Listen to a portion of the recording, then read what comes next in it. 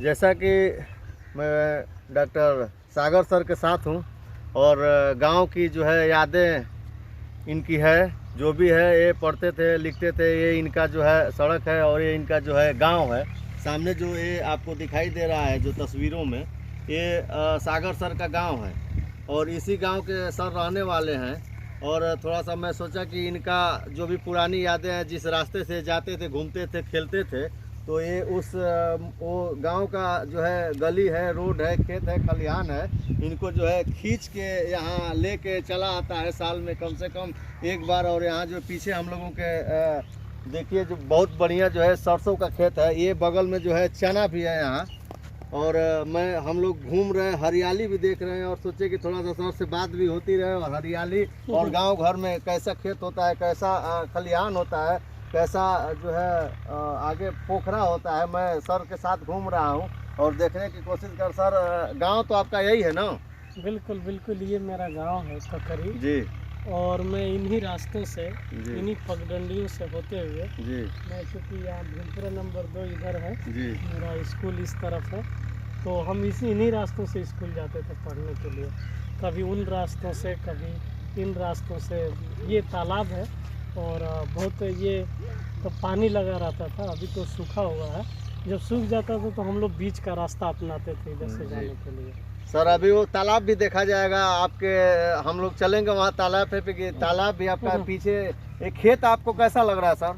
हाँ, आगे चलिए। तो बस इन्हीं में अपना जीवन गुजरा है, इन्हीं खेतों में, खलिहानों में, तो बहुत ही अच्छा लग रहा है। मतलब साल भर बाद जैसा मैं गांव आया हूं तो देख करके ये हरियाली। मेरा गांव एक्चुअली ज़्यादा कुशवाहा लोगों का गांव है, मतलब यहाँ खेती बहुत होती है। तो मेरे गांव का नाम मुझे लगता है कि जो ककरी पड़ा है, यहाँ ककड़ी बहुत होती रही होगी कभी, चूँकि नज़दीकी बाज़ारों में मालीपुर, परसियाँ, नगरा, सिकंदरपुर, रसड़ा, इन तमाम बाज़ारों में मेरे गांव से सब्जियां जाती हैं। तो मुझे ऐसा ही लगता है कि इस गांव का नाम ककरी इसी वजह से पड़ा होगा। जी। बहुत है आपके पीछे ये सरसों का खेत भी है और बहुत मतलब ये चीज़ तो मुंबई में देखने के लिए नहीं मिलता होगा सर? हाँ, जाहिर सी बात है, मुंबई में तो सरसों देखने को नहीं मिलता था। और मैं ये अक्सर ये हरियाली और ये जो सरसों के फूले हुए खेत हैं, ये देखने ही इसी सीज़न में मैं ख़ास तौर से आता हूँ, ताकि मुझे ये इन चीज़ों को देखने का मौका मिल सके। खास तौर से आप बसंत ऋतु में आते हैं। बसंत ऋतु मान लीजिए कि अब आने वाली है, तो बसंत का जो है आनंद लेने आते हैं और देखने आते हैं कि रियल में जो है हरियाली किस तरीके के गांव में होती है। बिल्कुल बिल्कुल, मैं यही कोशिश करता हूँ कि मैं इसी मौसम में आऊँ कि खेतों की हरियाली को देखने का मुझे बहुत शौक है। कहीं ऐसा, इसलिए कहीं ऐसा इस मौसम में नहीं ना आते हैं कि एसी का काम नहीं लगेगा सर? नहीं नहीं नहीं, ऐसा नहीं है, बहुत एयर कंडीशन वाला आदमी नहीं है। लेकिन मुझे अच्छा लगता है, इसी समय का मौसम बहुत अच्छा लगता है, तो मैं इसी मौसम को चुनता हूँ गाँव आने के लिए। सर के साथ मैं आगे भी चल रहा हूँ और आपको दिखाऊंगा कि आगे किस तरीके से पोखरा, बाग बगीचा भी मैं आपको दिखाने की कोशिश कर रहा हूँ कि किस तरीके से सर के गांव का जो है बाग बगीचा रास्ता है। ये सर इधर खेत खलिहान, ये सब्जी यहाँ आपके गांव में बहुत बोया गया है। हाँ, मैं बताया ना कि मेरा गांव जो है कोयरी लोगों का, कोयरी जाति होती है एक, जो सब्जी का काम बहुत करती है जी। और तो हमारे यहाँ खूब सब्जियों की खेती होती है।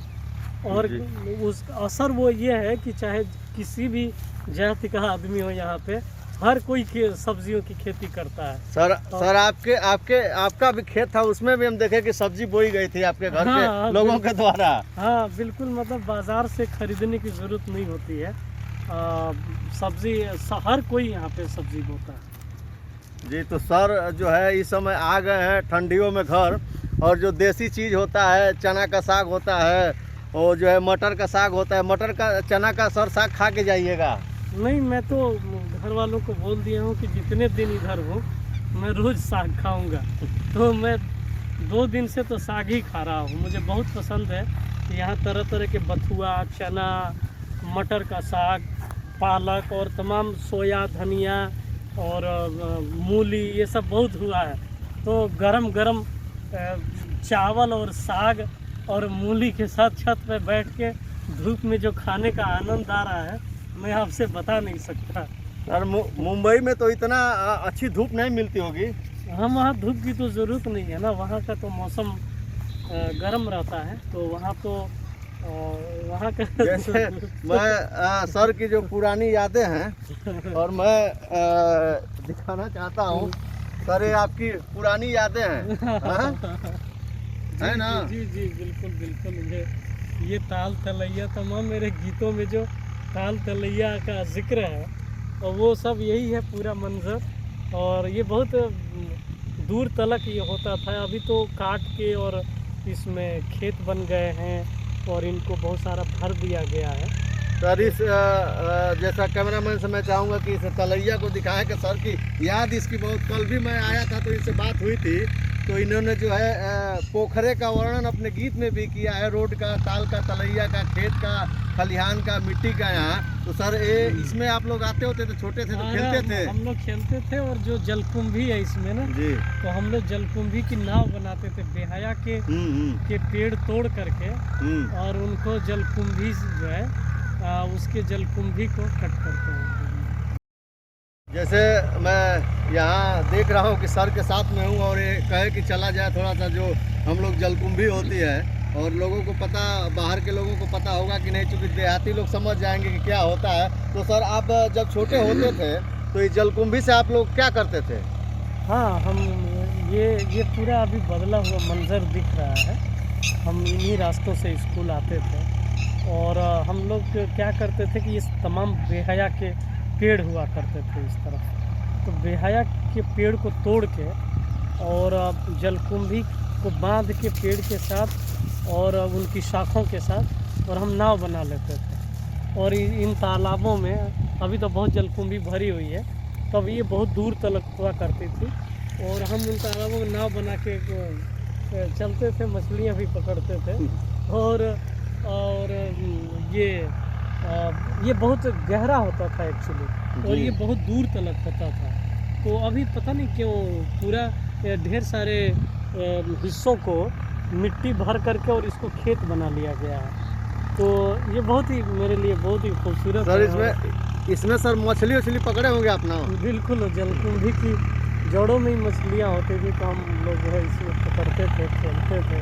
तो बहुत गहरी यादें हैं इस तालाब के साथ, इस ज़मीन के साथ।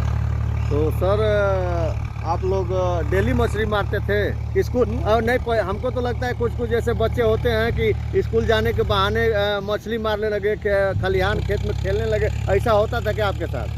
नहीं, मैं तो ऐसा नहीं था। मैं बहुत पढ़ने लिखने को लेकर के मैं बहुत संजीदा था, और मैं तो स्कूल का मॉनिटर भी था, तो मुझे सबसे पहले पहुंचना भी होता था। तो हमारा स्कूल बहुत डिसिप्लिन था। भिलपुरा नंबर 2 स्कूल जो है हाईली डिसिप्लिन्ड स्कूल था। तो छुट्टियों में जब खाली टाइम है, छुट्टियां हैं, संडे है, तो इस तरह हम सब खेलने भी आते थे, फुटबॉल भी खेलते थे, और नाव बना करके इसमें हम लोग तैरते थे, खेलते थे।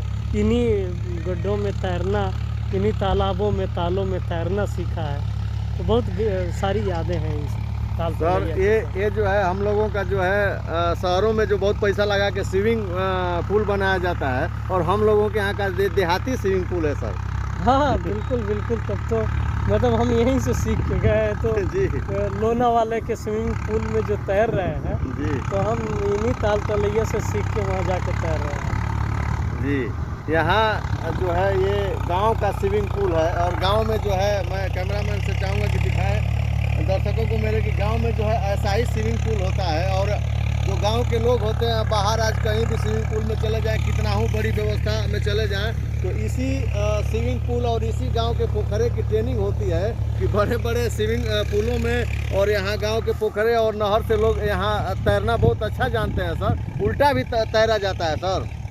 बिल्कुल, हर तरह से हम तैर लेते हैं। और पास में नहर है ना, वो जो ककड़ी चट्टी पे जो नहर है, जिस पे ककड़ी चट्टी बनी है, तो नहरों में दिन भर तैरे हैं, तो तैरने में बहुत एक्सपर्ट हैं। जी, यानी तैराकी अच्छी है आपकी। हाँ, बहुत अच्छा अच्छा तैर लेता हूँ। तो अभी भी मौका मिलेगा तो हो सकता है क्या गांव में तैराकी? नहीं, अब नहीं कर सकता मैं।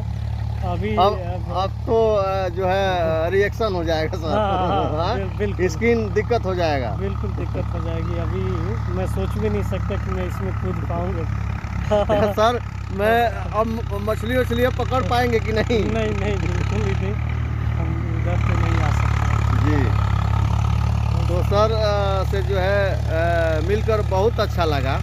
और जैसा कि सर हमको लेके आए साथ में कि अपनी पुरानी यादें मैं दिखाना चाहता हूँ कि किस पोखरे से जो है हम लोग तैराकी सीखे हैं। और यहीं की तैराकी जो है मुंबई के स्विमिंग पूल में जो हम लोग यहीं के सीखा हुआ वहाँ भी जाते हैं नहर में। तो बचपन की कुछ यादें हैं जो इस समय लोग जो है बाहर जाके भूलते जाते हैं और गांव से जो है जुड़ाव कम कर रहे हैं लोग। तो मैं उन लोगों को भी कहना चाहूँगा कि आप पैसा कमाइए। पैसा कमाना अच्छी बात है, परिवार चलाने के लिए पैसा ज़रूर चाहिए, बच्चों को पढ़ाने लिखाने के लिए, लेकिन साथ साथ गांव की यादें न भूलें। जैसा कि मेरे सागर सर हैं, तो ये गांव की यादें अभी भी इनके साथ हैं और गांव की यादें इनको खींच के लेके आती हैं गांव में। और ये गांव में जय दिन रहेंगे उतने दिन जो है बहुत खुश नुमा माहौल रहता है। इनसे लोग पुराने लोग जो हैं दोस्त मित्र हैं वो मिलने आते हैं, अगल बगल के लोग आते हैं। तो चूँकि काफ़ी अच्छा माहौल रहता होगा सर।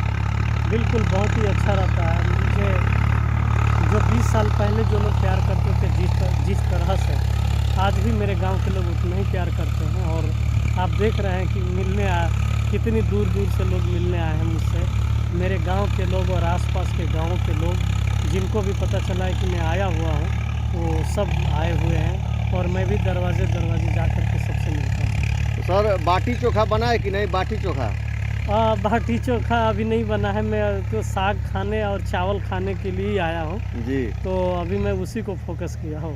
जी, बाटी चोखा भी खा के जाइएगा। जाऊँगा बिल्कुल। कई जगह से मुझे आमंत्रण है कि बाटी चोखा खा के जाना है, तो मैं खा के ही जाऊँगा। जी, बहुत बहुत धन्यवाद आपका सर, जो मेरे साथ इतना अपना कीमती वक्त दिए और दर्शकों को अपने जो है गांव, घर, खेत, खलिहान का नज़ारा दिखाया और अपनी बचपन की यादें दिखाए।